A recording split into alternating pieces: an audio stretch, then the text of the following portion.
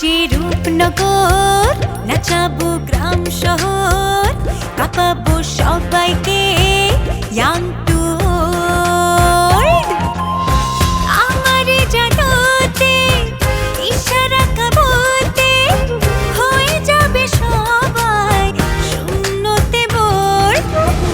নগরের আমি রূপালী গোর, রূপনগরের আমি রূপালী গোর, রূপনগরের আমি রূপালী গোর। আমি যে রূপনগর, নাচাবো গ্রাম শহর, কাঁপাবো সবাইকে ইয়াং টু ওল্ড। তুই কাউরে চিনতে পারিস নাই? না আব্বা, কাউরে চিনতে পারিনি। নদীর স্রোতকে জিজ্ঞাসা করে কোনো লাভ নাই দারোগা সাহেব। স্রোত কখনো নিজের উচ্ছের নাম কয় না।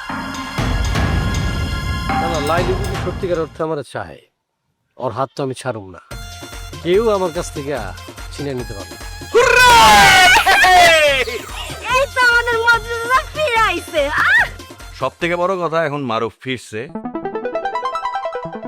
অনেকদিন পর মনে হইতেছে গ্রামে একটু শান্তির বাতাস ঢুকছে। আহ,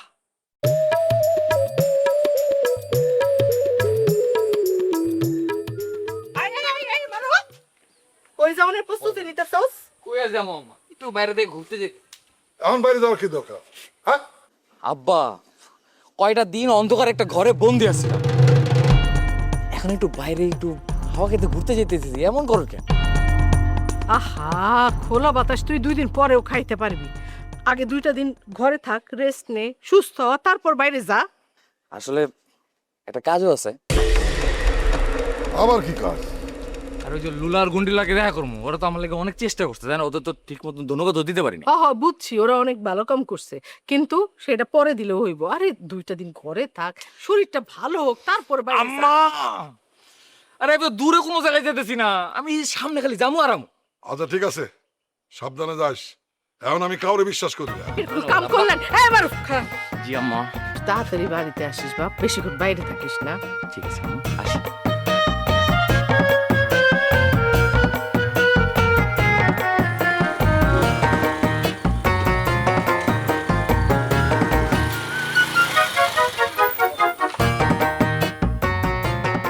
এটা কি কাম করলেন আপনি? ওমর আব্বা, এই পুলিশে কিছু জানতে পারলো? জীবন মাঝিরে জিজ্ঞাসাবাদ করতেছে। তাই কি কয় সে?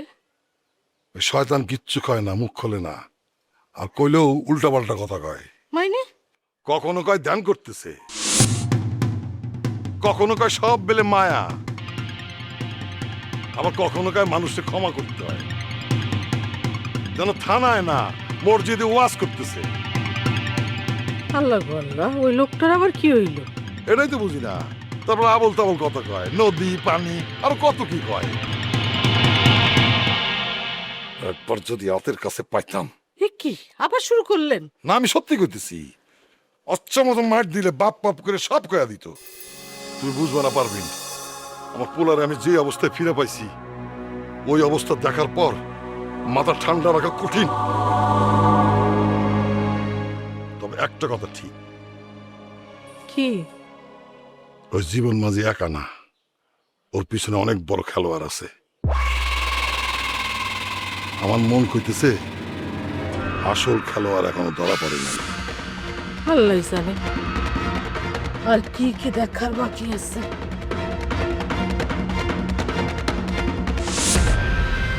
যত বড় লোকই হোক আর যত ক্ষমতাবানই হোক, আমার পোলারে যারা কষ্ট দিছে তবে আমি ঠিকই খুঁজে বার করব।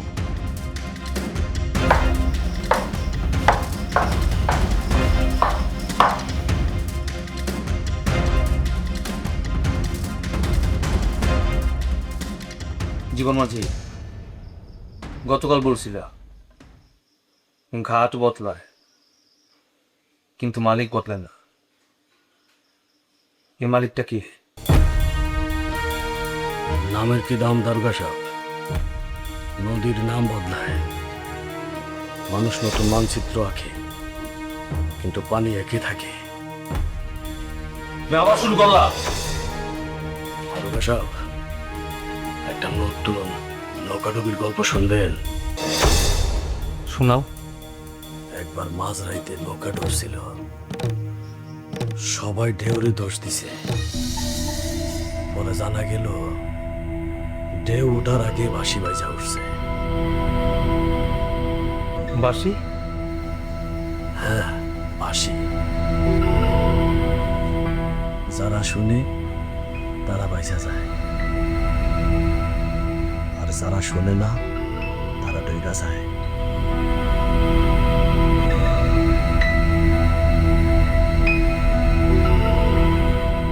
এই বাসি কে বাজায়?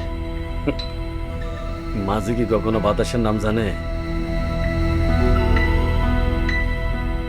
আচ্ছা, ইমনের হত্যা দিনও কি এই বাসি বাজছিল? দারোগা সাহেব, হিসাব ছাড়া নদীতে নামা ঠিক না। কোন হিসাব? নীল খাতা হিসাব থাকে। নীল খাতা? নীল খাতা কার? গ্রামের অনেকেরই খাতা নীল থাকে দারোগা সাহেব। আর সে খাতায় কি থাকে? দেনা, পাওনা, নাম আর বিশ্বাসঘাতকতা। আশ্চর্য, ইমন হত্যার তদন্তে উদ্ধার হওয়া পুরনো তথ্যের মধ্যে একটা নীল মরাটের খাতার উল্লেখ ছিল। আর পশ্চিমের ঘাট? পশ্চিমের ঘাটে 3 জন পাহারাদার থাকলেও চতুর্থ জনটা কেউ দেখে না। চতুর্থ জনটা কে? আরে আমি তো গল্প বলছিলাম দারোগা সাহেব, গল্প গল্প না জীবন মাঝি, তুমি গল্প বলতেছিল না, তুমি সত্য বলতেছিল। নদীর সত্য ধরতে চাইলে সাঁতার জানলে হয় না, গভীরতার সাথে পরিচয় লাগে। ঢেউ ওঠার আগে বাঁশি বাজে, নীল খাতায় হিসাব থাকে, পশ্চিমের ঘাটে 3 জন পাহারাদার। ইমন হত্যার পুরনো নথিতে থাকা কয়েকটি অস্পষ্ট তথ্যের সাথে কথাগুলো ভয়ঙ্কর রকম ভয় মিলে যাচ্ছে। জীবন মাঝি, তুমি মুখের নাম বলতেছ না, কিন্তু তোমার গল্পই তোমার ধরাই দিব।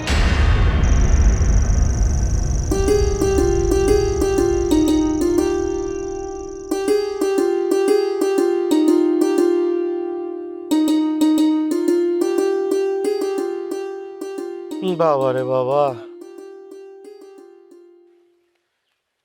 নারুর টিফিন বক্স বুকের মধ্যে এমন ভাবে আগলায় রাখছো, এখন তো নিশ্চয়ই কবা যে এটা আমি এমনি এমনিই বানাইছি। হ, এমনি এমনি তো বানাইছি। কে খাইবো কে না খাইবো সেটা আমার ব্যাপার। তাহলে ছোট লোকের মতো পাশে বসে থেকে লাভ কি? চাচা একটা কাজ দিছে, করে আসি। এই যে হুম, বসেন, এত নাটক করেন না। নেন খান। তুমি কি এটা নিজের হাতেই আমারে খাওয়াইতে চাও? ও আচ্ছা ঠিক আছে, না খাইতে চাইলে আমি নিয়ে যাই। আরে এই সুযোগ কেউ মিস করে?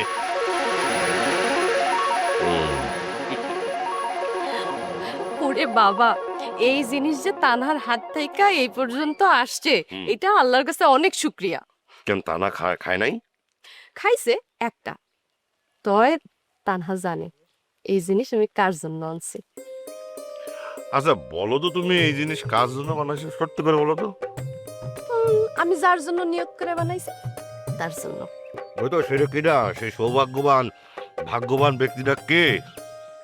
এই আমার সাথে চালাকি হইতেছে? আচ্ছা ঠিক আছে, কইতেছি। সেটা হইল আপনি।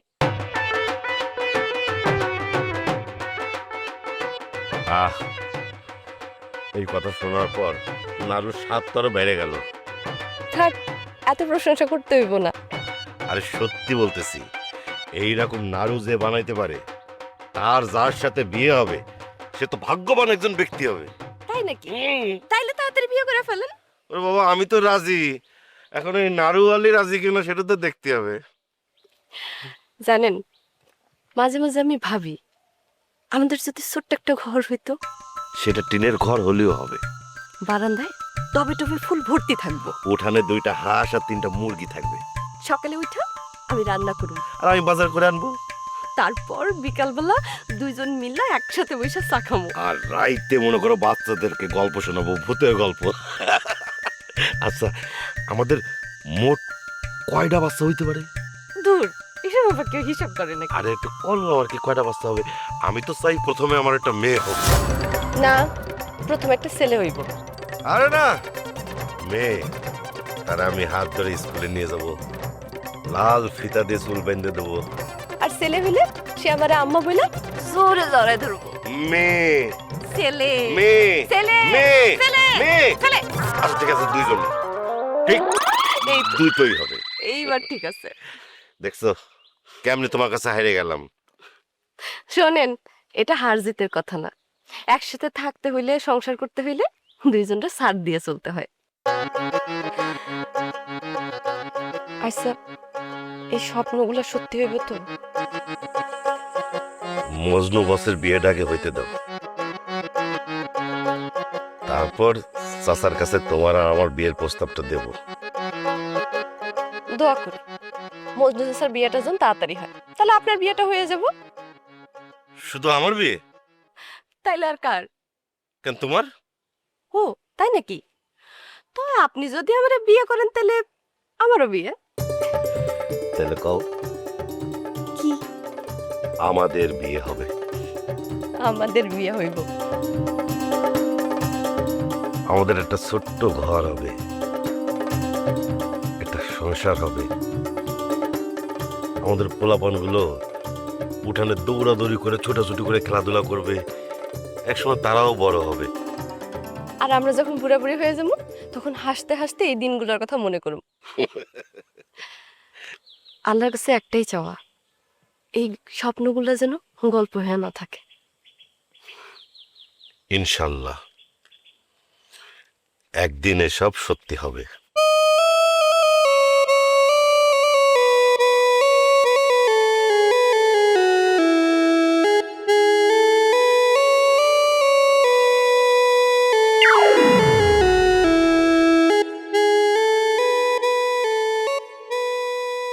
অনেক কষ্ট দেওয়া হইল লাইলি। এই দেখায় মনে হয় শেষ দেখা মজনু। এইভাবে কথা বলো না, এইভাবে কথা বলো না। আমি তোমার ভাই রোস্তমের সাথে দেখা করে কথা বলছি, তার এত করে বুঝাইলাম যে আমি তোমার কি পরিমাণ ভালোবাসি, তুমি আমার কি পরিমাণ ভালোবাসো, আমাদের সম্পর্কটা কত দিনের, ছোটবেলা থেকে। সে আমার কোনো কথাই রাখলো না, কোনো কথাই শুনলো না। সে এখন অন্ধ হয়ে গেছে। টাকার লোভ, ব্যবসার স্বপ্ন, সবকিছু মিলে রুস্তম আর আমার ভাই নাই। তুমি ভাঙা পড়ো না, আমি শেষ পর্যন্ত চেষ্টা করবো লাইলি, তুমি ভাঙা পড়ো না। ভাইয়া পড়ুম না? কেমনে ভাইয়া পড়ুম না? আমার নিজের বিয়ের দিন তারিখ সবকিছু ঠিক হয়ে গেছে, আর আমি ওইটা শুনতেছি অন্য মানুষের কাছ থেকে। জানো, ছোটবেলা থেকে আমি অনেক স্বপ্ন দেখতাম, যারে ভালোবাসি তার হাতটা ধইরা সারাটা জীবন পার কইরা দিন। আর এখন আমারে হাটের গরুর মতন সাদেক মহাজনের হাতে তুইলা দেওয়ার প্রস্তুতি চলতেছে। এইভাবে বইলো না, আল্লাহর উপর ভরসা রাখো তুমি। তোমার আমি একটা কথা পরিষ্কার মতো কইয়া দিয়ে মজনু। কি কথা? ওই সাদেক মহাজনের লগে আমার যদি বিয়া হয়, আমি নিজের হাতে বিষ কামু।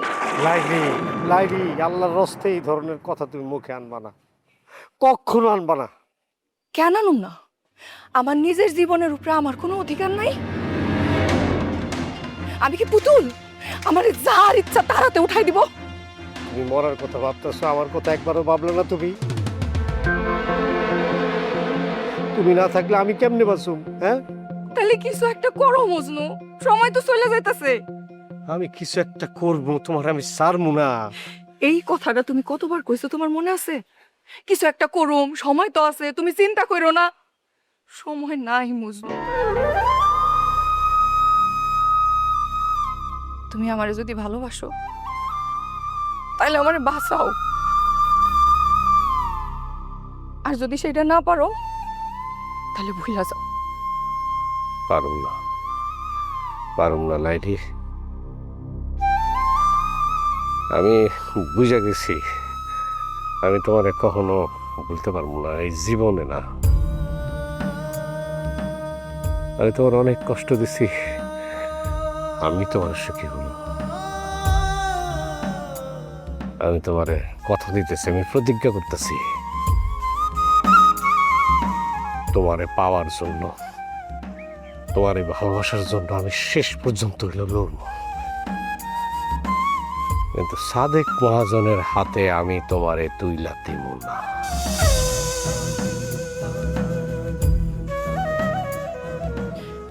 সময় খুব কম মজনু। হ্যাঁ, এটা সত্য, সময় কম, কিন্তু মনে সাহস রেখো, আমি ঠিকই আমু তোমারে তুলে নেওয়ার জন্য।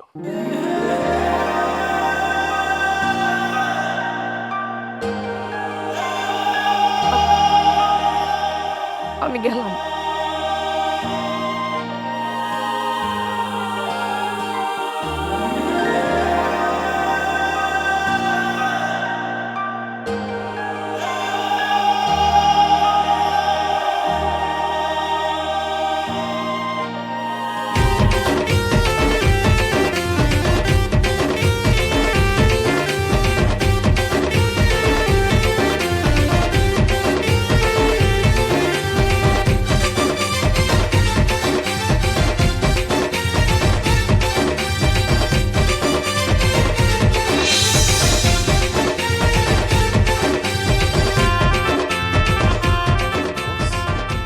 মারুফ না?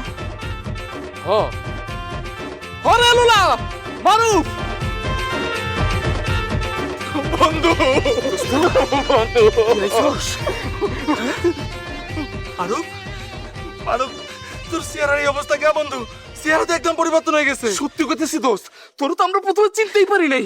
গালগুলো কেমন ফুলে গেছে, চোখের নিচে কালি পড়ছে দোস্ত। আরে বাবা, তোরা কি শুরু করলি বলতো? শুরু করলাম না বেটা, তোর একদম হারাই ফেলছিলাম বেটা।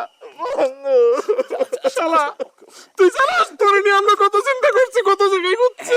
আমি জানি জানি বাবা, আমি জানি। তুই জানোস না, তুই আরে যাওয়ার পরে নদীর চর থেকে শুরু করে বাজার হাট ঘাট সব জায়গায় গেছে, কোথায় তোরা পাইনি। ওই দিন সন্ধ্যায় আমরা নদীর পার পর্যন্ত গেছিলাম তোর নিষেধ শর্তেও, কিন্তু আমরা অনেক খুঁজে করছি, তোরে আমরা পাই নাই।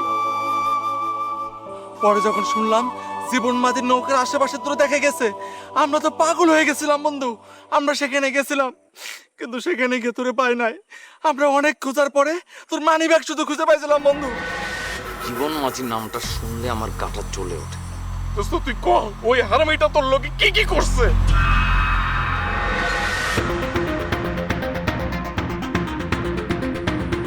প্রথম 2 দিন আমার হাত পা বেঁধে রাখছে,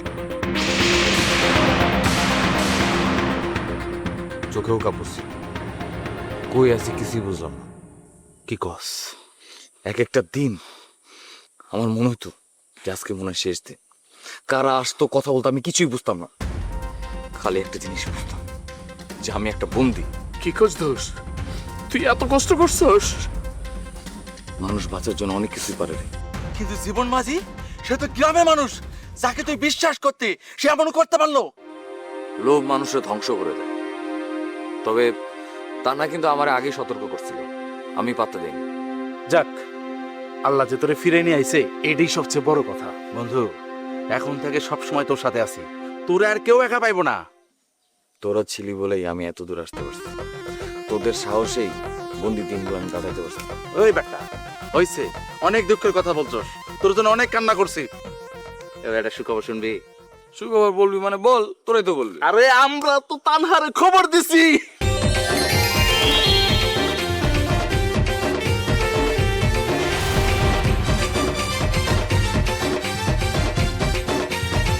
আমি তোমারে আগেও বলছি, এখন আবার বলতেছি, এখন আর সম্ভব না। এই দুইটা ঘটনার পিছনে একই অদৃশ্য শক্তি কাজ করতেছে। আমার মনে হয় আমরা গল্পের শেষ পাতায় এখনো পৌঁছাইনি।